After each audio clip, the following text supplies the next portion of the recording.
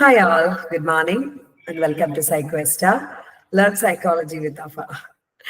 And myself, Afa Abdul Nafi. ഞാനൊരു psychologist ആണ്. സ്വന്തമായി ക്ലിനിക്ക് നടത്തുകയാണ് കോഴിക്കോട് പുറക്കാട്ടിരി. സൈക്കോസ്റ്റാർ ഇൻട്രൊഡ്യൂസ് ചെയ്യുകയാണ് നിങ്ങൾക്ക് മുന്നിൽ. സൈക്കോളജി ഒരു സൈക്കോളജിസ്റ്റ് പഠിപ്പിക്കുമ്പോഴുള്ള ഇമ്പാക്റ്റ് ആണ് സൈക്കോസ്റ്റായിലൂടെ നിങ്ങൾക്ക് കിട്ടാൻ വേണ്ടി പോകുന്നത്. കാരണം ഇവിടെ പഠിപ്പിക്കുന്ന ഓരോ ടീച്ചേഴ്സും മാത്രമല്ല, പ്രാക്ടീസിങ് സൈക്കോളജിസ്റ്റ് കൂടിയാണ്. സൈക്കോളജി എന്നൊരു സബ്ജക്ട് ശരിക്കും ചിലപ്പോൾ നിങ്ങൾക്ക് ഒരു ഡിഗ്രി മാത്രമായിരിക്കാം, പക്ഷെ അതിലപ്പുറത്തോട്ട് കുറെ കാര്യങ്ങളുണ്ട്. നമുക്ക് നമ്മളെ തന്നെ മനസ്സിലാക്കാനും നമ്മളെ തന്നെ റെഗുലേറ്റ് ചെയ്യാനും നമ്മളെ ചുറ്റുമുള്ളവരെ മനസ്സിലാക്കാനും ചുറ്റുമുള്ളവരെ റെഗുലേറ്റ് ചെയ്യാനും ഉപയോഗിക്കാൻ വേണ്ടി പറ്റും. ഇപ്പം എന്നോട് ചോദിക്കുകയാണെങ്കിൽ എനിക്ക് എന്റെ പ്രൊഫഷൻ ഭയങ്കര ഇഷ്ടമാണ്. എനിക്ക് ശരിക്കും പറഞ്ഞാല് ഞാൻ പറയും സൈക്കോളജിയോട് എനിക്ക് പ്രണയമാണ്.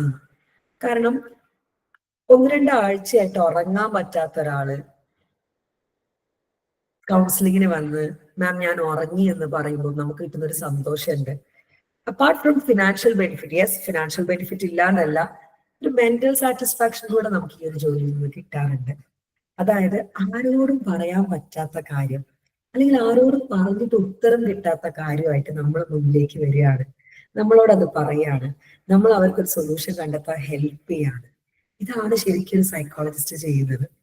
So apart from financial benefit നമുക്കൊരു ഒരുപാട് സന്തോഷം ഈ ഒരു മേഖലയിൽ നിന്ന് കിട്ടാറുണ്ട്. പക്ഷെ പലരും പറയും കുറെ പ്രശ്നങ്ങൾ കേൾക്കല്ലേ, നമുക്ക് പ്രശ്നം വരൂല. ഒന്നുമില്ല, നമ്മൾ ഒരാളുടെ പ്രശ്നം കേൾക്കുകയാണ്, നമ്മൾ അയാൾ അതിൽ നിന്ന് രക്ഷപ്പെടുത്താൻ വേണ്ടി പോവുകയാണ്. പിന്നെ എങ്ങനെ നമുക്കത് ഹേർട്ട് ആവുക? അയാളുടെ പ്രശ്നങ്ങൾ കേട്ട് നമ്മൾ അയാളെ ആ പ്രശ്നങ്ങളിൽ നിന്ന് കൈപിടിച്ച് കരകയറ്റാൻ പോവാണ്.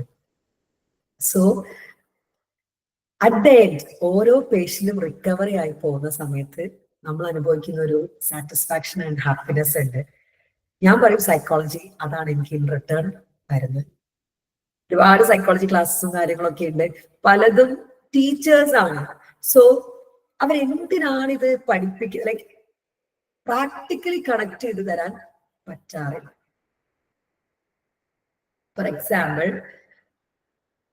ഒരു ആൻസൈറ്റി ഉള്ള ആൾക്ക് നെഞ്ചരിച്ചിലുണ്ടാവും, കുളിച്ചു തകട്ടിലുണ്ടാവും, അല്ലെങ്കിൽ നെഞ്ചത്തൊരു ഭാരം കയറ്റി വെച്ച പോലെ ഉണ്ടാവും, അല്ലെങ്കിൽ നെഞ്ചിടിപ്പ് കൂടുതലായിരിക്കും. ചില സമയത്ത് അറ്റാക്കിനോട് സാമ്യമുള്ള രീതിയിലുള്ള സിംറ്റംസ് കാണിക്കാം, പാനിക് അറ്റാക്ക്.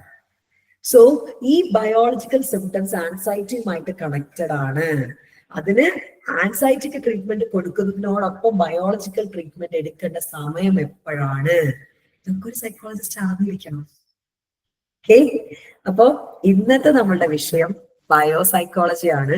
ഓഫ്കോഴ്സ് നമ്മൾ ക്ലാസ് ഒക്കെ സ്റ്റാർട്ട് ചെയ്തിട്ട് കുറെ കാലമായി, പക്ഷേ ജൂൺ എക്സാം വരാൻ വേണ്ടി പോവാണ്. ജൂൺ എക്സാമിന്റെ ഭാഗമായിട്ട് ഒത്തിരി ഫ്രീ ക്ലാസ് നിങ്ങൾക്ക് വേണ്ടി വെയിറ്റ് ചെയ്യുന്നുണ്ട്.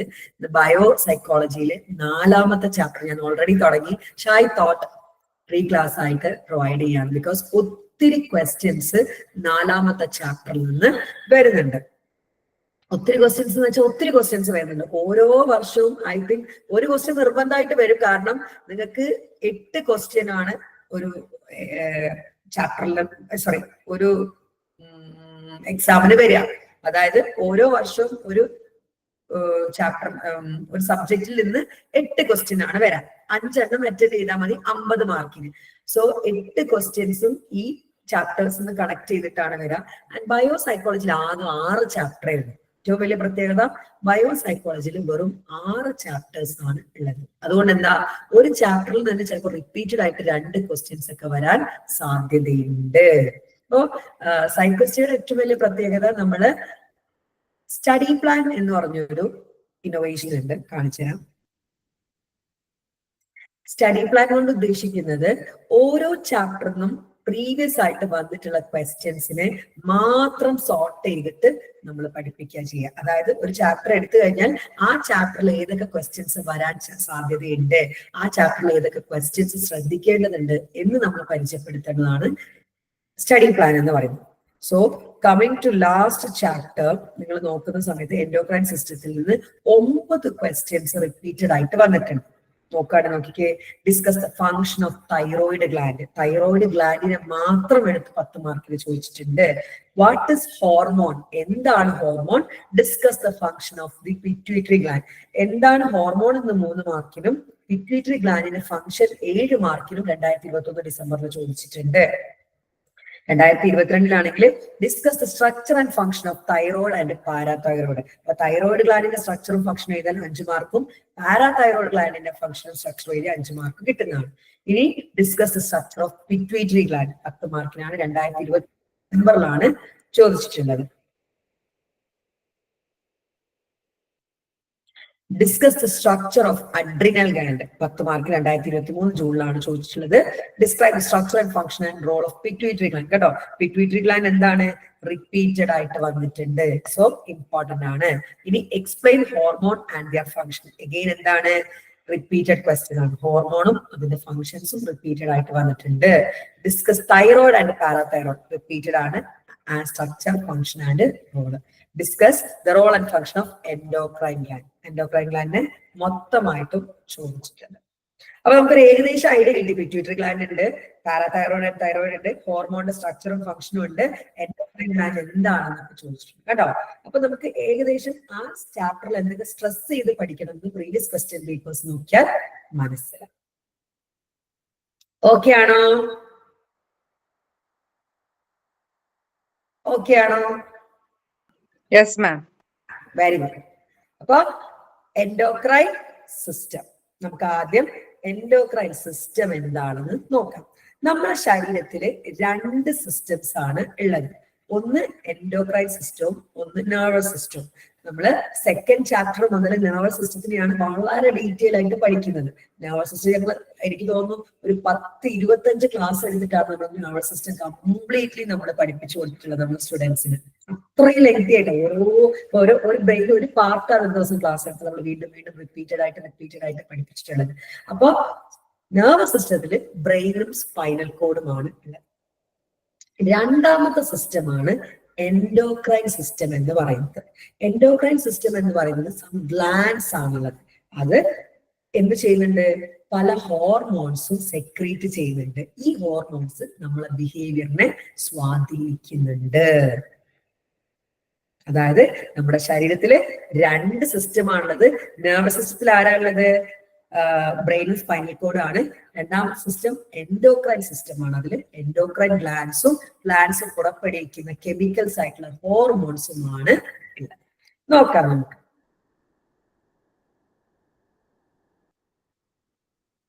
നോക്കിക്കേ, the endocrine system along with the nervous system help to maintain homeostasis. കണ്ടോ, എൻഡോക്രൈൻ സിസ്റ്റവും നെർവസ് സിസ്റ്റവും ചേർന്നാണ് നമ്മുടെ ഹോമിയോസ്റ്റാറ്റിസ് അല്ലെങ്കിൽ ബാലൻസ് നിയന്ത്രിക്കുന്നത്. അതായത് ഈ 2 സിസ്റ്റം കൂടിയാണ് ഒരു മനുഷ്യന്റെ ഹോമിയോസ്റ്റാറ്റിസ് എല്ലാം ബാലൻസ് ചെയ്ത് കൊണ്ടുപോകുന്നത്.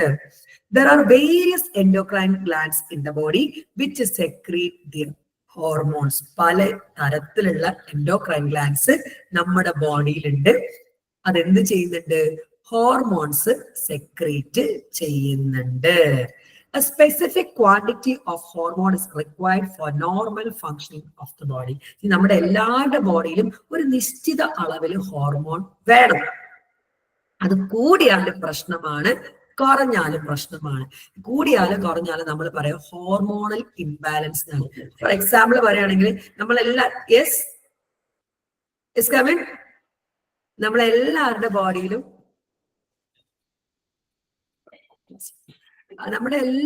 ബോഡിയിലും ടെസ്റ്റോസ്റ്റിറോൺ ഉണ്ട്.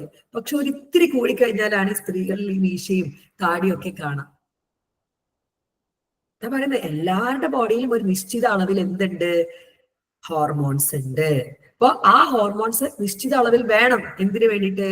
നോർമൽ ആയിട്ട് ബോഡി ഫങ്ഷൻ ചെയ്യാം. പക്ഷേ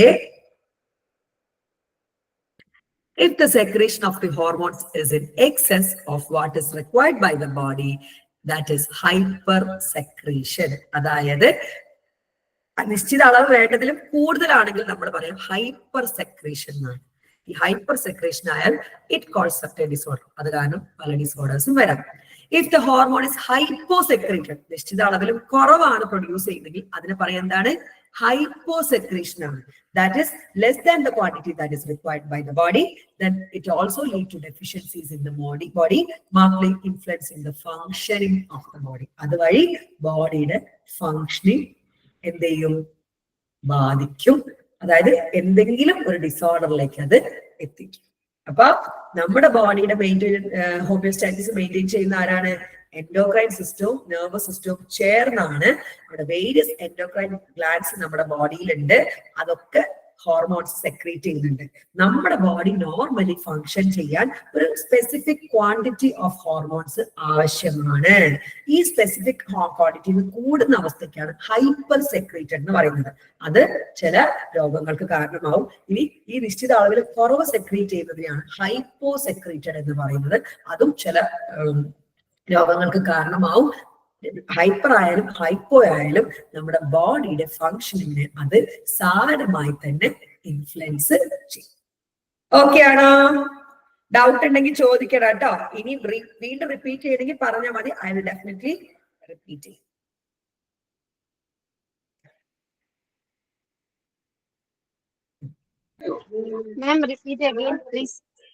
റിപ്പീറ്റ് ചെയ്യാം. ഒന്നുകൂടി റിപ്പീറ്റ് ചെയ്യാണ് റിഷാദ് ഫൈസൂന് വേണ്ടിയിട്ട്. നമ്മുടെ ബോഡിയിൽ 2 സിസ്റ്റംസ് ആണ് ഉള്ളത്. എൻഡോക്രൈൻ സിസ്റ്റവും നെർവസ് സിസ്റ്റവും. ഈ 2 സിസ്റ്റവും ഒരുമിച്ച് വർക്ക് ചെയ്തിട്ടാണ് നമ്മുടെ ബോഡിയിലെ ഹോമിയോസ്റ്റാറ്റിസ് അല്ലെങ്കിൽ ബാലൻസ് നിലനിർത്തുന്നത്. അവിടെ ഈ നമ്മുടെ ബോഡിയിൽ ഒത്തിരി എൻഡോക്രൈൻ ഗ്ലാൻഡ്സ് ഉണ്ട്. ഓരോ ഗ്ലാൻഡും നിശ്ചിത അളവിൽ ഹോർമോൺസ് സെക്രീറ്റ് ചെയ്യുന്നുണ്ട്. ഈ നിശ്ചിത അളവ് എന്തിനു വേണം? നമ്മളെ ബോഡി നോർമലി ഫങ്ഷൻ ചെയ്യാൻ ഈ ഒരു നിശ്ചിത അളവ് ആവശ്യമാണ്. ഈ അളവിൽ നിന്ന് കൂടിപ്പോയാൽ അതിന് ആ അവസ്ഥയാണ് ഹൈപ്പർ സെക്രീഷൻ. അതായത് കൂടിപ്പോയാലും ചില രോഗങ്ങൾ വരും, കുറഞ്ഞു പോയാലും ചില രോഗങ്ങൾ വരും. അതായത് നമുക്കൊരു നിശ്ചിത എമൗണ്ട് ഓഫ് ഹോർമോൺസ് ശരീരത്തിന് ആവശ്യമാണ്. അത് കൂടുകയോ കുറയുകയോ ചെയ്തു കഴിഞ്ഞാൽ നമ്മുടെ ബോഡിയുടെ നോർമൽ ഫങ്ഷനിങ്ങിനെ അത് സാരമായിട്ട് ബാധിക്കും. ഞാൻ പറഞ്ഞല്ലോ, എല്ലാവരുടെ ബോഡിയിലും ടെസ്റ്റോസ്റ്റിറോൺ, ആണിന്റെയും പെണ്ണിന്റെയും ഒക്കെ ബോഡിയിൽ എന്തുണ്ട്? ടെസ്റ്റോസ്റ്റിറോൺ ഉണ്ട്. ആ ടെസ്റ്റോസ്റ്റിറോൺ ഇത്തിരി കൂടി കഴിഞ്ഞാലാണ് നമുക്ക് മീശയും താടിയും ഒക്കെ വരുന്നത്. നിങ്ങൾ ട്രാൻസ്ജെൻഡേഴ്സിനൊക്കെ കണ്ടിട്ടില്ലേ? അവര് ഒരു സ്ത്രീ പുരുഷനാവാണെങ്കിൽ എന്താ ചെയ്യുക? ടെസ്റ്റോസ്റ്റിറോൺ കുത്തിവെക്കുകയാണ്. അങ്ങനെയാണ് അവർക്ക് താടി മീശയും ഒക്കെ വരുന്നത്. അവരുടെ മെൻസുറേഷൻ ഡൗൺ ആവുന്നത്. അപ്പൊ നമ്മുടെ ബോഡി നോർമലി ഫങ്ഷൻ ചെയ്യാൻ നിശ്ചിത അളവില് ഹോർമോൺസ് ആവശ്യമാണ്. അത് കൂടാനും പാടില്ല, കുറയാനും പാടില്ല. കൂടിയാലും കുറഞ്ഞാലും അത് നമ്മുടെ നോർമൽ ഫങ്ഷനിങ്ങിനെ സാരമായിട്ട് ബാധിക്കും. ഓക്കെ ആണോ റിഷ? Okay dear? എല്ലാരും പറഞ്ഞു ഓക്കെ ആണോ എന്ന്? Very good. ഓക്കെ. ഇനി ഗ്ലാൻഡുകളെ പറ്റി പറയുകയാണെങ്കിൽ തന്നെ നമ്മുടെ ബോഡിയിൽ 2 ടൈപ്പ് ഗ്ലാൻഡ് ഉണ്ട്. 2 ടൈപ്പ് ഗ്ലാൻഡ്. എൻഡോക്രൈൻ ഗ്ലാൻഡ്സും ഉണ്ട്, എക്സോക്രൈൻ ഗ്ലാൻഡ്സും ഉണ്ട്. ഇവിടെ എക്സോക്രൈൻ ഗ്ലാൻഡ്സ് എന്ന് പറഞ്ഞു കഴിഞ്ഞാൽ ആ ഗ്ലാൻഡ്സ് നമ്മുടെ ബിഹേവിയറിനെ ഒന്നും ഇൻഫ്ലുവൻസ് ചെയ്യൂല. ഫോർ എക്സാമ്പിൾ, നമ്മുടെ ഉമിനീര് പ്രൊഡ്യൂസ് ചെയ്യുന്ന ഗ്ലാൻഡ് ഉണ്ട്, സലൈവറി ഗ്ലാൻഡ്. ഈ സലൈവറി ഗ്ലാൻഡ് നമ്മുടെ ബിഹേവിയറിനെ ഒന്നും ബാധിക്കൂല.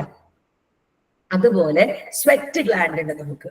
ഇതും ഒരു ഗ്ലാൻഡ് ആണ്. പക്ഷെ ഇതൊക്കെ എന്താണ്? എക്സോക്രൈൻ ഗ്ലാൻഡ് ആണ്.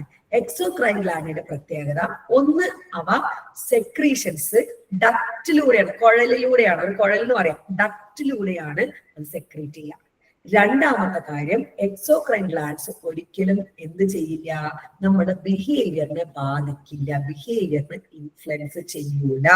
ഇപ്പൊ ടെസ്റ്റോസ്റ്റിറോൺ ഒക്കെ കൂടുമ്പോൾ ദേഷ്യമൊക്കെ കൂടാറുണ്ട്, അല്ലെങ്കിൽ അഗ്രസീവ് ബിഹേവിയർ ഒക്കെ കൂടാറുണ്ട്. പക്ഷെ സലൈവറി ഗ്ലാൻഡ്, സലൈവ കൂടിയാലോ ഉമിനീര് കൂടിയാലോ സ്വെറ്റ് കൂടിയാലോ നമ്മുടെ ബിഹേവിയറിനെ ഒന്നും അത് ബാധിക്കില്ല. അപ്പൊ എക്സോക്രൈൻ ഗ്ലാൻഡ്സ് എന്താണ്? Do not effect behaviour. Glands with duct ആണ്, ഡക്റ്റ് ഉള്ള ഗ്ലാൻഡ് ആണ്. ആ ഡക്റ്റിലൂടെയാണ് കെമിക്കല് റിലീസ് ചെയ്യുക. ഇനി രണ്ടാമത് നമ്മൾ എൻഡോക്രൈൻ ഗ്ലാൻഡ്സ്. എൻഡോക്രൈൻ ഗ്ലാൻഡ്സിൽ പ്രൊഡ്യൂസ് ചെയ്യുന്ന ഹോർമോൺസ് നമ്മുടെ ബിഹേവിയറിനെ ബാധിക്കും. ഓക്കെ, അവിടെ ഡക്റ്റ് ഇല്ല. ഒരിക്കലും എക്സോക്രൈൻ ഗ്ലാൻഡിന് എന്തില്ല? ഡക്റ്റ് ഇല്ല. നേരിട്ട് ബ്ലഡിലേക്കാണ് സെക്രീഷൻസ് റിലീസ് ചെയ്യുന്നത്. അതായത് അവിടെ എന്ത് ചെയ്യുന്നില്ല, ഒരു ഡക്ട് ഒന്നുമില്ല, നേരെ ആ ഗ്ലാൻഡിന് ബ്ലഡിലേക്കാണ്, ബ്ലഡ് സ്ട്രീമിലേക്ക് എന്ത് ചെയ്യും, റിലീസ് ചെയ്യും. ഇനി ബ്ലഡ് സ്ട്രീമിലേക്ക് റിലീസ് ചെയ്ത് വെച്ച് ബോഡി മൊത്തത്തിൽ അത് ബാധിക്കില്ല. അതിനെ റിസീവ് ചെയ്യാനായിട്ട് സ്പെഷ്യൽ റിസപ്റ്റേഴ്സ് ഉണ്ടാവും. അതായത് ആ ഹോർമോണിനെ റിസീവ് ചെയ്യാനായിട്ടുള്ള സ്പെഷ്യൽ റിസപ്റ്റേഴ്സ് ഉണ്ടാവും. For example, pituitary gland produce ചെയ്യുന്ന ചില ഹോർമോൺസ് ചിലപ്പോൾ വയറിലേക്ക് എഫക്ട് ചെയ്യാം. ആ വയറിലേക്ക് അതിനെ റിസീവ് ചെയ്യാനുള്ള റിസപ്റ്റർ ഉണ്ടാവും. അവിടെ മാത്രം പോയി അത് ബാധിക്കത്തും. അതായത് റിലീസ് ചെയ്ത് ബ്ലഡ് സ്ട്രീമിലൂടെ വരുന്നുണ്ടെന്ന് വെച്ചാൽ ബോഡി മൊത്തം അത് ബാധിക്കില്ല. അതിനെ ഏറ്റുവാങ്ങാനായിട്ടുള്ള റിസപ്റ്റേഴ്സ് ഉള്ള ഓർഗൻസിനെ മാത്രമേ അത് എഫക്ട് ചെയ്യത്തുള്ളൂ. വിശദമായിട്ട് പഠിക്കാനുണ്ട് കേട്ടോ, ജസ്റ്റ് ഒന്ന് പറഞ്ഞതാണ്. ഓക്കെ, അപ്പൊ endocrine glands, there are two glands in our body, endocrine glands and exocrine glands. endocrine glandsന്റെ പ്രത്യേകത എന്താണ്? നമ്മുടെ ബിഹേവിയറിനെ എഫക്ട് ചെയ്യും. Effect behaviour. glands are ductless, duct ഇല്ല. secrete chemicals directly into bloodstream when stimulated. അതായത് ആ ഒരു ഗ്ലാൻഡിനെ സ്റ്റിമുലേറ്റ് ചെയ്താൽ നേരെ ബ്ലഡ് സ്ട്രീമിലേക്ക് ഡയറക്റ്റ് ആയിട്ട് ഹോർമോൺസിനെ സെക്രീറ്റ് ചെയ്യും. ഡക്ട് വഴി അല്ല. നേരെ മറിച്ച് എക്സോക്രൈനോ ഡു നോട്ട് എഫക്ട് ബിഹേവിയർ, ബിഹേവിയറിനെ ബാധിക്കൂല. ഗ്ലാൻഡ്സ് വിത്ത് ഡക്ട്, ഗ്ലാൻഡ്സിൽ എന്തുണ്ട്? ഡക്ട് ഉണ്ട്. Chemicals are released into ducts. ആ ഡക്ട് വഴിയാണ് കെമിക്കൽസ് റിലീസ് ചെയ്യും. ഓക്കെ ആണോ? ഓക്കെ ആണോ? Yes ma'am. ഓക്കെ, അപ്പൊ എൻഡോക്രൈൻ ഗ്ലാൻഡ് എന്നൊരു ക്വസ്റ്റ്യൻ വന്നാൽ ഇത്രയും പോയിന്റ്സ് നിങ്ങൾ എഴുതി വെക്കണം. As you look, endocrine gland എന്താണെന്ന് ഒരു ക്വസ്റ്റ്യൻ വന്നിട്ടുണ്ട്. അതിന്റെ ഇൻട്രൊഡക്ഷൻ 10 മാർക്കിനാണ്. അപ്പോ എല്ലാ ഗ്ലാൻഡിനെ പറ്റി എഴുതണം. ഇൻട്രൊഡക്ഷൻ ആയിട്ട് നമുക്ക് ഇത് എഴുതി വെക്കാം. അതായത് ഈ ചാപ്റ്ററിൽ ഏതൊരു ക്വസ്റ്റ്യൻ വന്നു കഴിഞ്ഞാലും എൻഡോക്രൈൻ ഗ്ലാൻഡ് എന്നാണ് 1-2 പോയിന്റ്സ് എങ്കിലും നിങ്ങൾ എന്ത് എഴുതി വെക്കണം? ഇൻട്രൊഡക്ഷൻ ആയിട്ട്. അതായത് ഏത് ക്വസ്റ്റ്യൻ, ഈ ചാപ്റ്ററുമായിട്ട് ബന്ധപ്പെട്ട് ഏത് ക്വസ്റ്റ്യൻ വന്നാലും ഈ അറ്റ്ലീസ്റ്റ് ഈ ഒരു 2-3 പോയിന്റ് എങ്കിലും നമ്മൾ എന്താക്കണം? ഇൻട്രൊഡക്ഷൻ ആയിട്ട് എഴുതി വെക്കണം. ഓക്കെ ആണല്ലോ? ഇപ്പൊ വായിക്കുന്ന ടീച്ചേഴ്സ്, ഫോർ എക്സാമ്പിൾ, നിങ്ങൾക്ക് ചോദ്യം പിറ്റ്യൂട്ടറി ഗ്ലാൻഡ് ആണെങ്കിൽ പോലും എന്ത് എഴുതി വെക്കാം? എൻഡോക്രൈൻ ഗ്ലാൻഡ് എന്താണ് 2-3 പോയിന്റ് എഴുതി വെക്കാം. ഇത്ര ഗ്ലാൻഡ്സ് ഉണ്ട് എന്ന് എഴുതി വെക്കാം. അതിനുശേഷം പിറ്റ്യൂട്ടറി എഴുതി വെക്കുമ്പോൾ ആ ക്വസ്റ്റ്യൻ പേപ്പർ നോക്കുന്ന ടീച്ചേഴ്സ് ഭയങ്കര ഇൻട്രസ്റ്റ് ആവും. ആ കുട്ടി ഇൻട്രൊഡക്ഷൻ കൊടുത്തിട്ടുണ്ട്, എത്ര ഗ്ലാൻഡ്സ് ഉണ്ടെന്ന് ഫുൾ എഴുതിയിട്ടുണ്ട്, അതിനുശേഷമാണ് പിറ്റ്യൂട്ടറി എഴുതിയിട്ടുള്ളത്. അപ്പൊ പേജും നിറയും, പ്ലസ് ആ ടീച്ചേഴ്സിന് നമുക്ക് ഇംപ്രസ് ചെയ്യാനും. ഓക്കെ ആണല്ലോ?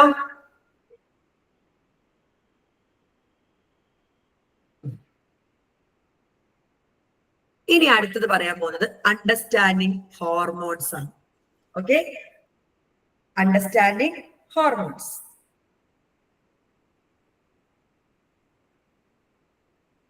Glands secrete chemicals. ഗ്ലാൻഡുകൾ, അത് എൻഡോക്രൈൻ ആയിക്കോട്ടെ എക്സോക്രൈൻ ഗ്ലാൻഡ് ആയിക്കോട്ടെ, എന്ത് ചെയ്യുന്നുണ്ട്? കെമിക്കൽസ് സെക്രീറ്റ് ചെയ്യുന്നുണ്ട്.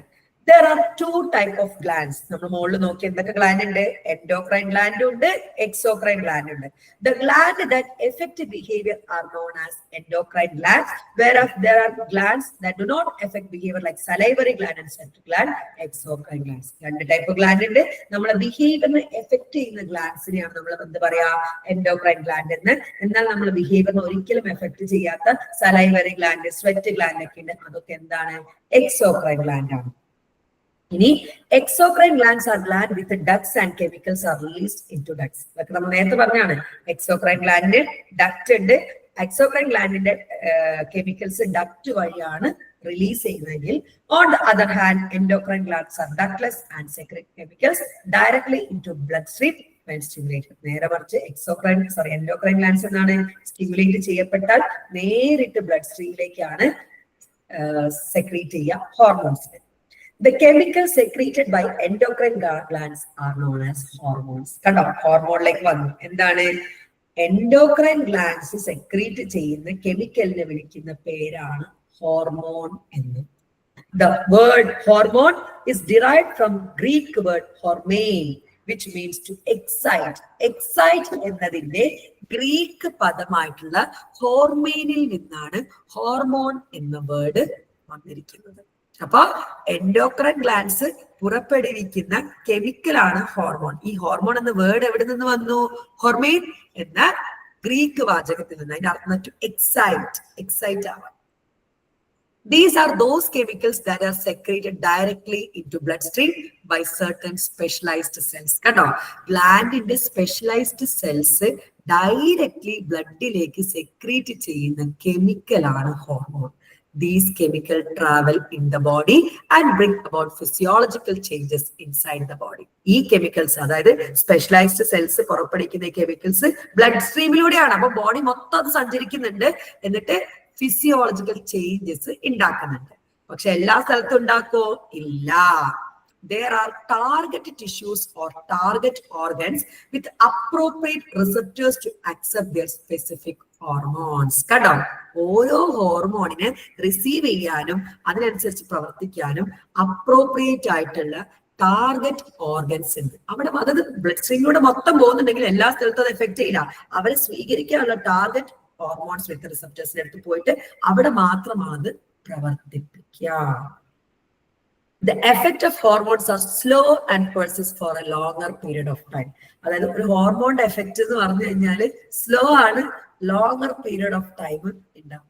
ഫോർ എക്സാമ്പിൾ, ഒരു സ്ത്രീയുടെ സംബന്ധിച്ചിടത്തോളം ഏറ്റവും ഇമ്പോർട്ടന്റ് ആയിട്ടുള്ള ഹോർമോൺ ആണ് ഈസ്ട്രജനും പ്രൊജസ്ട്രോണും. പ്രൊജസ്ട്രോൺ പിന്നെ പ്രസവ സമയത്തൊക്കെയാണ് ആവശ്യം. ഈസ്ട്രജൻ നമ്മളെ കൊണ്ട് തകതൈ കളിപ്പിക്കുന്ന ഹോർമോണാണ് ഈസ്ട്രജൻ. പറഞ്ഞുതരാം.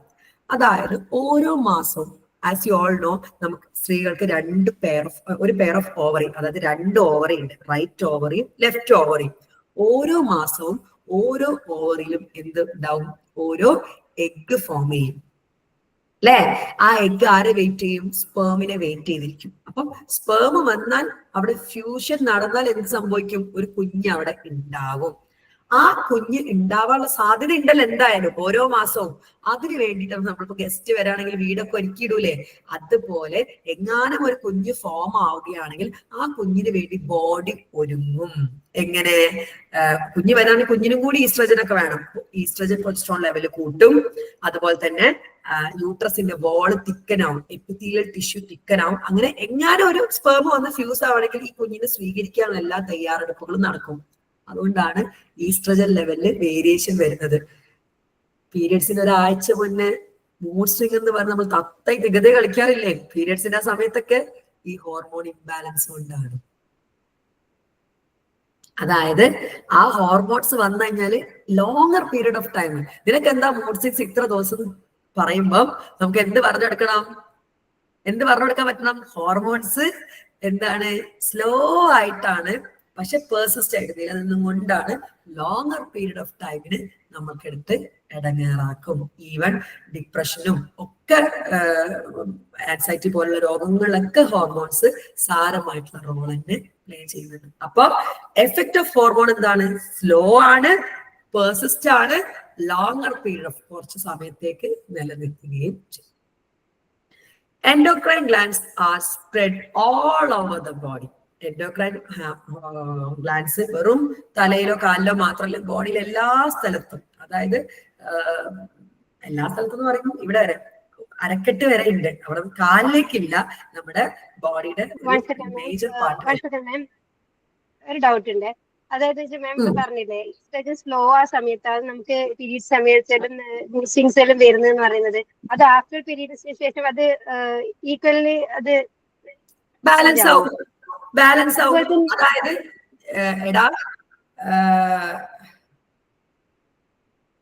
ഇപ്പം അവിടെ ഫ്യൂസിങ് നടന്നിട്ടില്ലെങ്കിൽ എന്താവും? ഈ എഗ്ഗും ആ എപ്പിത്തീലിയൽ ടിഷ്യൂ ഒക്കെ ഡീജനറേറ്റ് ചെയ്തിട്ട് ബ്ലഡ് ആയിട്ട് വജൈനയിലൂടെ പുറത്തു പോകും. വീണ്ടും അത് ഇംബാലൻസ് ആയില്ലേ? പിന്നെ അത് വീണ്ടും എന്തായി? അതൊക്കെ പീരിയഡ്സ് ഒക്കെ ശരിയാവുമ്പത്തേനും റെഗുലർ ആയിട്ട് മാറും. അതന്നെ മാം. പിന്നെ ഈ പ്രഗ്നൻസി ടൈമും സെയിം തന്നെ, slow after delivery equal balancing ആവുമായിരിക്കും അല്ലേ? അല്ല, പ്രഗ്നൻസി ടൈമിൽ മൂഡ് സ്വിങ്സ് വരാനുള്ള കാരണം എന്താണ്? പ്രഗ്നൻസി ടൈമിൽ ഈസ്ട്രജനും പ്രൊജസ്ട്രോണും കൂടുതലായിട്ടാണ് ഉണ്ടാക്കുന്നത്. അതുവരെ നമുക്ക് ഓവറിയാണ് ഇതൊക്കെ ഉണ്ടാക്കി കൊടുക്കുക, ഈസ്ട്രജനും പ്രൊജസ്ട്രോണും. നേരെ മറിച്ച് പ്രഗ്നൻസിയുടെ ടൈമിൽ പ്ലസന്റ എന്നൊരു എക്സ്ട്രാ ഓർഗൻ അവിടെ ഫോം ആവും. മറുപിള്ള എന്ന് പറയും, കേട്ടില്ലേ? അതായത് നിങ്ങൾക്ക് എന്തുകൊണ്ടാണ് പോസ്റ്റ്മോർട്ടം ഡിപ്രഷൻ അല്ലെങ്കിൽ പോസ്റ്റ്മോർട്ടം ബ്ലൂസ് വരാന്നുള്ളത് പറഞ്ഞുതരാം. ഒരു കുഞ്ഞ് അവിടെ ഉണ്ടായി കഴിഞ്ഞാൽ അവിടെ കുഞ്ഞിനും കൂടി വേണ്ട ഈസ്ട്രജനും പ്രൊജസ്ട്രോണും വേണം. സോ ഓവറി ഈ പണി നിർത്തിയിട്ട് പ്ലസന്റ എന്ന താൽക്കാലികമായിട്ടുണ്ടാവുന്ന ഓർഗൻ ഈ പണി ഏറ്റെടുക്കും. ഓക്കെ. അപ്പൊ പിന്നെ പ്ലസന്റ് ആണ് ഈസ്ട്രജനും പ്രൊജസ്ട്രോൺ ഒക്കെ ഉണ്ടാക്കുക. പ്രസവം അതുപോലെ നല്ല അളവിലാണ് ഉണ്ടാക്കുക. അതുകൊണ്ടാണ് നമുക്ക് പ്രഗ്നൻസിയിൽ ത്രൂ ഔട്ട് മൂഡ് സ്വിങ്സ് വരുന്നത്. ഇനി അടുത്ത കോമഡിയാണ്, കുഞ്ഞ് പ്രസവത്തിന് ശേഷം ഈ പ്ലസന്റ് നമ്മൾ റിമൂവ് ചെയ്യും, മറുപള്ള മൊത്തമായിട്ട് നമ്മൾ റിമൂവ് ചെയ്യും. അപ്പൊ റിമൂവ് ചെയ്യുന്ന സമയത്ത് ഈസ്ട്രജൻ പ്രൊജസ്ട്രോൺ നമുക്ക് സ്റ്റീപ്പ് ഡൗൺ ചെയ്യും, 0 ആയിട്ട് മാറും. അതായത് പിന്നെ ബോഡിയിൽ ഈസ്ട്രജൻ പ്രൊജസ്ട്രോൺ ഇല്ല. കാരണം അതുവരെ ഉണ്ടാക്കിക്കൊണ്ടിരുന്ന ആളാരാണ്? പ്ലസന്റ് ആണ്. പ്ലസന്റ് മൊത്തത്തിൽ എന്തായി നമ്മള് പുറത്തേക്ക് ഇട്ടു. പിന്നെ അടുത്ത ഓവുലേഷൻ വരെയാണ് നമുക്ക് ഭയങ്കരമായിട്ടുള്ള പോസ്റ്റ് പാർട്ടം ബ്ലൂസ് ഒക്കെ സംഭവിക്കുന്നത്. അത് മാം ഈ പ്രഗ്നൻസി ടൈമിൽ നമുക്കിപ്പോ മൂഡ് സ്വിങ്സ് വരുന്നെന്ന് പറയുന്നില്ലേ, സോ അന്നേരം നമുക്ക് കുട്ടികൾക്ക് അത് നിശ്ചിത അളവിൽ കൂടുതലാണ് ഉണ്ടാക്കുന്നത്. കുഞ്ഞിനും കൂടി വേണ്ടിയിട്ട് ഉണ്ടാക്കുന്നുണ്ട് കൂടുതലായിട്ട് അളവിൽ. അതെ, അതാ ഒരു പിന്നെ ഒരു പ്രോബ്ലംസ് കുട്ടികൾക്കും കൂടി അത് പിന്നോട്ട് അത് വരുമോ? അത് അല്ലെങ്കിൽ അത് അവിടെ തന്നെ അത് ചേഞ്ച് ആവുക ചെയ്യാം? കുട്ടികൾക്ക് അത് ബാധിക്കില്ല, അമ്മേനെ മാത്രമേ എഫക്ട് ചെയ്യുള്ളൂ. ആ സമയത്ത് എൻഗേജ് ആയിരിക്കുക, കാമായിട്ടിരിക്കുക, ഇഷ്ടമുള്ള കാര്യങ്ങൾ ചെയ്യുക, അതൊക്കെ നമ്മൾ എന്താക്കും, മൂഡ് സ്വിങ്സിനെ ബാലൻസ് ചെയ്യാൻ വേണ്ടി സഹായിക്കും. കുഞ്ഞിനെ ബാധിക്കില്ല, അത് നമ്മളെ മാത്രമേ ബാധിക്കത്തുള്ളൂ. മൂഡ് സ്വിങ്സ് ആണ്. ചിലപ്പോൾ ഭയങ്കര സന്തോഷം, ചിലപ്പോൾ ഭയങ്കര സങ്കടം. ഞാൻ പറയും തത്തേ തകതേ കളിപ്പിക്കും നമ്മള് പ്രഗ്നൻസി പീരീഡില്. അപ്പൊ നമുക്ക് ഏറ്റവും വലിയ കാര്യം ഒന്ന് ചടഞ്ഞുകൂടി കിടക്കാതെ എൻഗേജ്ഡ് ആയിട്ടിരിക്കുക. ഇഷ്ടമുള്ള കാര്യങ്ങൾ, ചിലപ്പോൾ അത് പുസ്തകം വായിക്കുന്നതായിരിക്കാം, പാട്ട് കേൾക്കുന്നതായിരിക്കാം, ഇളം വെയിലത്ത് നടക്കുന്നതായിരിക്കാം. നിങ്ങൾക്ക് ഇഷ്ടമുള്ളത് അന്നേരം ചെയ്യാം. അപ്പൊ നമ്മൾ എന്തായാലും കുറെ കൂടെ കൂളായിരിക്കും, കാമായിരിക്കും. അതുപോലെ തന്നെ നമുക്ക് കുറച്ചൊക്കെ ബാലൻസ് ചെയ്യണം.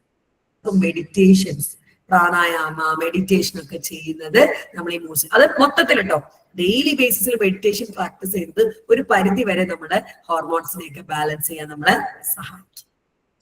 ഓക്കെ ആണോ? Hello hello. ഈ മെൻസസിനെ വീക്കിംഗ് ഓഫ് വൂമ്പ് എന്ന് പറയുന്നത് ഈ പ്രോസസ് കൊണ്ടാണ്. എന്താ ഇസ്മായിൽക്ക? മെൻസസിനെ വീപ്പിംഗ് ഓഫ് വൂമ്പ്. അതെ, പറയാറുണ്ട്. അതങ്ങനെ പറയാറുണ്ട്. കാരണം എന്താ വെച്ച് കഴിഞ്ഞാല് ഒരുപാട് ഫിസിക്കൽ ആൻഡ് മെന്റൽ, അത് ഓരോരുത്തരും ഡിഫറെന്റ് ആട്ടോ. ഇപ്പൊ ചില ഭർത്താക്കന്മാരൊക്കെ എന്റെ ഉമ്മയ്ക്കും പെങ്ങന്മാർക്കൊക്കെ ഉണ്ടായിരുന്നല്ലോ, ഇവക്ക് എന്താ കുറച്ച് കൂടുതൽ എന്ന് ചോദിക്കുമ്പോൾ ഞാൻ വളരെ പൊളൈറ്റ് ആയിട്ട് പറഞ്ഞു കൊടുക്കാറുണ്ട്. ഓരോ ആളുകളുടെയും പീരിയഡ്സും ഹോർമോണൽ ഇംബാലൻസും ഡിഫറെന്റ് ആണ്. അതൊരിക്കലും എനിക്കുള്ള പോലെ ലോകത്ത് വേറെ ആർക്കും ഉണ്ടാവില്ല. ഓരോ ബയോളജി പഠിച്ച ഒരു ഓർമ്മയും ചോദിച്ചതാണ്. എന്തോ പ്രീഡിഗ്രിക്ക് സുവോളജി ക്ലാസ്സിൽ കേട്ട ഒരു ഓർമ്മയുണ്ട്. അതെ അതെ അതെ അതെ. അപ്പൊ ഞാൻ എപ്പോഴും പറഞ്ഞു കൊടുക്കാറുണ്ട്. അപ്പൊ ഒരാളുടെ ചിലപ്പോ എന്നെ സംബന്ധിച്ചിടത്തോളം എനിക്ക് വലിയ ഉറപ്പുണ്ടാവാറില്ല, പണ്ടും ഉണ്ടാവാറില്ല, ഇപ്പോഴും ഉണ്ടാവാറില്ല. ചെറിയൊരു ബാക്ക് പെയിൻ ഉണ്ടാവും. പക്ഷെ ഞാൻ 1 day ഒക്കെ ഒന്ന് റെസ്റ്റ് ചെയ്യും, അത്ര തന്നെ ഉള്ളൂ. അല്ലാതെ എനിക്ക് ക്രാംസ്, ഭയങ്കര വയറുവേദന, അങ്ങനത്തെ കാര്യങ്ങളൊന്നും ഉണ്ടാവാറില്ല. നേരെ മറിച്ച് ഇവിടെ ഞങ്ങള് ഒരു ലേഡീസ് ഫേം ആണ്. ഇവിടെ 4 കൺസൾട്ടന്റ് സൈക്കോളജിസ്റ്റും 3 കൺസൾട്ടന്റ് സൈക്കോളജിസ്റ്റും, ഒരു അസിസ്റ്റന്റ് സൈക്കോളജിസ്റ്റും, ഒരു ക്ലിനിക് ഇൻചാർജും ഉണ്ട്. 5 പേര് പെണ്ണുങ്ങളാണ്. ഈ 5 പേർക്ക് ഡിഫറെന്റ് ആണ്. ശരിക്കും ഞങ്ങളൊരു പീരിയഡ് ലീവ് പോലും ഉണ്ട്. നമ്മളെ ഫസ്റ്റ് ഡേ ഓഫ് പീരിയഡ്സ് ആർക്കായാലും ആ ദിവസം നമ്മൾ കംപ്ലീറ്റ്ലി അവര് റെസ്റ്റ് ചെയ്യാനാണ്. ഞാൻ മാത്രമായിരിക്കും ചിലപ്പോൾ ലീവ് എടുക്കാതായിരിക്കും, വെറുതെ ഇരുന്നാൽ ചിലപ്പോൾ ഭ്രാന്ത്. ഞാൻ വന്നിരുന്നിട്ട് ചിലപ്പോൾ ക്ലാസ് എടുക്കാറുണ്ട്. അത്രയും പറ്റാതിരിക്കുമ്പോൾ മാത്രം ഞാൻ അന്നത്തെ ദിവസം ഒന്ന് റെസ്റ്റ് ചെയ്യുന്നത് മാത്രമേ ഉള്ളൂ. അപ്പൊ അങ്ങനെ ഓരോരുത്തരും ഡിഫറെന്റ്. അപ്പൊ എന്നെ വെച്ച് ബാക്കിയുള്ള ഒരാളെ ചിലർക്ക് ഭയങ്കര ഛർദി ഉണ്ടാവും. It's all about their kind of hormonal. Okay ആണല്ലോ? ഓക്കെ. അപ്പം hormones can be classified as, ഇനി ഹോർമോൺസിനെ നമ്മൾ ക്ലാസിഫൈ ചെയ്യാണ്. അതായത് മെയിൻ ആയിട്ട് 3 ആയിട്ടാണ് ക്ലാസിഫൈ ചെയ്യാം. ഒന്ന് ട്രോപ്പിക് ഹോർമോൺ ആണ്. ട്രോപ്പിക് ഹോർമോൺ എന്ന് പറഞ്ഞാൽ ആ ഹോർമോൺ വേറെ എൻഡോക്രൈൻ ഗ്ലാൻഡിനെ പോയിട്ട് സ്റ്റിമുലേറ്റ് ചെയ്യാം.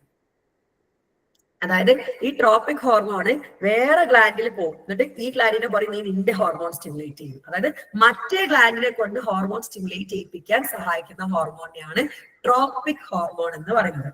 Act on other endocrine gland, stimulate the other endocrine gland to secrete their hormones. ഇനി സ്റ്റിറോയിഡ് ഹോർമോൺസ് ഉണ്ട്. They are made up of cholesterol, fat molecule കൊണ്ട് ഉണ്ടാക്കിപ്പെട്ടിട്ടുള്ള ഹോർമോൺ ആണ് steroid hormone. Steroid hormones secrete ചെയ്യുന്നത് നമ്മളെ gonads ആണ്. ഓവറിയും ടെസ്റ്റിസും, സ്ത്രീകളിൽ ഓവറിയും ടെസ്റ്റിസും adrenal കോർട്ടക്സും ഒക്കെയാണ് steroid hormone. Steroid testosterone ഒക്കെയാണ്. നമ്മൾ ഈ ഗെയിംസിലൊക്കെ പോകുമ്പോൾ ഹോർമോൺ കുത്തിവെച്ചോ നോക്കുന്നില്ലേ, ടെസ്റ്റോസ്റ്റിറോൺ, കാരണം ഭയങ്കര പവർ കിട്ടും. ഇനി മൂന്നാമത്തത് നോൺ സ്റ്റിറോയിഡ് ഹോർമോൺസ് ആണ്. അത് അമിനോ ആസിഡ്സും പെപ്റ്റൈഡും കംപ്ലീറ്റ് പ്രോട്ടീനും കൊണ്ടാണ് ഉണ്ടാക്കപ്പെട്ടിരിക്കുന്നത്. എപ്പിനെഫ്രിൻ ആണ് ഒരു എക്സാമ്പിൾ. 3 ടൈപ്പാണ്. ട്രോപ്പിക് ഹോർമോൺ എന്താ, ഈ ഹോർമോൺ പോയിട്ട് വേറൊരു ഗ്ലാൻഡിനെ സ്റ്റിമുലേറ്റ് ചെയ്യും, അവരുടെ ഹോർമോണിനെ സെക്രേറ്റ് ചെയ്യിക്കാൻ. രണ്ടാമത്തത് സ്റ്റിറോയിഡ് ആണ്, കൊളസ്ട്രോൾ കൊണ്ട് ഉണ്ടാക്കപ്പെട്ടിരിക്കുന്നതാണ്. ഗൊണാഡ് ആയിട്ടുള്ള ടെസ്റ്റിസും ഓവറിയും അഡ്രിനൽ കോർട്ടക്സുമാണ് പ്രൊഡ്യൂസ് ചെയ്യുന്നത്. മൂന്നാമത് നോൺ സ്റ്റിറോയിഡ് ഹോർമോൺ ആണ്, അത് അമിനോ ആസിഡും പെപ്റ്റൈഡും കംപ്ലീറ്റ് പ്രോട്ടീനും ആണ്. ഒരു എക്സാമ്പിൾ പറയുകയാണെങ്കിൽ എപ്പിനെഫ്രിൻ ആണ്. ഓക്കെ ആണോ?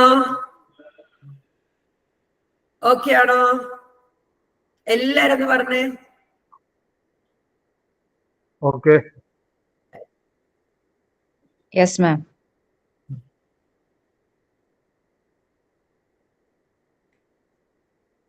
ഗ്ലാൻസ് ആയിട്ട് പറയുകയാണെങ്കിൽ പിറ്റ്യൂട്ടറി ഗ്ലാൻഡ് ഉണ്ട്, തൈറോയിഡ് ഗ്ലാൻഡ് ഉണ്ട്, പാരാതൈറോയിഡ് ഗ്ലാൻഡ് ഉണ്ട്, അഡ്രിനൽ ഗ്ലാൻഡ് ഉണ്ട്, പാൻക്രിയാസ് ഉണ്ട്, ടെസ്റ്റസും ഓവറീസും ഉണ്ട്. ഈ ചാപ്റ്ററിൽ നമ്മൾ മൊത്തമായിട്ടും ഈ ഒരു ഹോർമോൺസിനെ പറ്റിയിട്ടായിരിക്കും പഠിക്കുക.